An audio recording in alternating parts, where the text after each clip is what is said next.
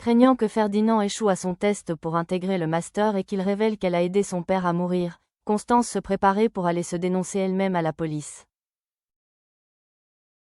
Tessier parvient toutefois à l'en dissuader.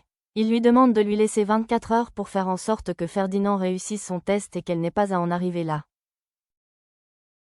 À l'institut, Constance présente ses excuses à Rose pour l'avoir mêlée à toute cette histoire et lui causer des problèmes dans son couple. Rose confirme que Marc était sous le choc en apprenant ce qu'elle avait fait pour son père. Mais elle souligne que ce n'est pas le plus important et qu'il faut avant tout se concentrer sur le test de Ferdinand. De son côté, Tessier confie sa stratégie à Leroy. Comme Ferdinand n'est pas du tout au niveau et que son concept n'est pas abouti, Tessier a l'intention de convaincre Enzo de le tester uniquement sur son entrée. Puis, il espère lui retrouver le cerveau en se positionnant en faveur de Ferdinand lors de la dégustation. Mais Tessier apprend alors qu'Enzo a sollicité la présence de Rose et de Clotilde pour plus d'impartialité. Tout le monde se retrouve donc en cuisine. Tessier reste sur son plan initial et réussit à convaincre ses collègues de tester Ferdinand uniquement sur son entrée.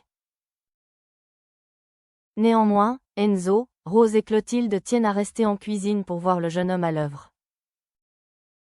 Cela complique un peu la tâche de Tessier pour conseiller Ferdinand.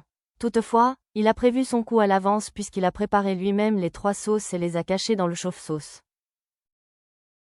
Au dernier moment, Ferdinand n'a plus qu'à les échanger avec les siennes. Ayant constaté que Ferdinand était complètement sous l'eau pendant la préparation de son entrée, Clotilde et Enzo sont donc très étonnés en la goûtant. Tout le monde est obligé d'admettre que les sauces sont excellentes. Ferdinand ne peut s'empêcher de se pavaner face à Enzo. Pendant ce temps, Bérénice retrouve sa sœur à l'infirmerie afin de comprendre pourquoi Tessier a fait passer un test à Ferdinand afin qu'il puisse intégrer le master alors qu'il est au courant de leur liaison.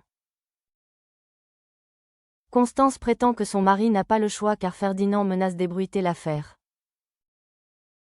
Toutefois, Bérénice est persuadée qu'elle lui ment.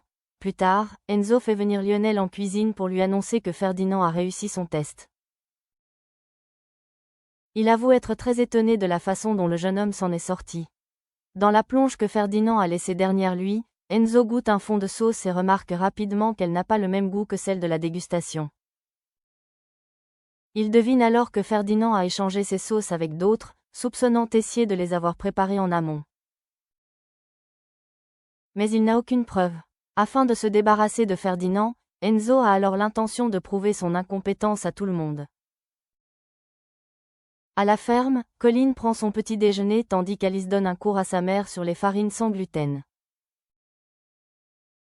Alice ne peut s'empêcher d'interroger Colline car il s'agit d'un sujet qu'elle aborde justement en cours.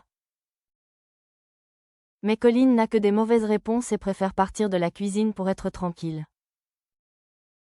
En cours de pâtisserie, Alice remercie Colline de lui avoir donné l'idée d'une interro pour le lendemain sur les farines sans gluten car elle s'est rendue compte que les élèves ne les maîtrisaient pas bien. Colline craint que tous ses camarades la détestent, après quoi, Colline rentre chez elle pour le déjeuner. Stanislas lui fait remarquer qu'elle a mal coupé son brie et Alice désapprouve sa recette de pâte feuilletée pour sa tarte salée. Colline s'énerve vivement, agacée par leurs remarques permanentes. Elle souligne qu'elle peut faire ce qu'elle veut quand elle est chez elle. Stanislas et Alice s'excusent de s'être comportés comme des profs. Colline, quant à elle, s'excuse de leur avoir crié dessus. Un peu plus tard, elle sollicite d'ailleurs l'aide de ses colocataires pour s'entraîner sur la découpe d'une caille. En discutant avec Solal et Matteo, Cléo se rend compte qu'il n'y a pas d'invasion de punaises de lit à l'internat. Il s'agit simplement d'une rumeur.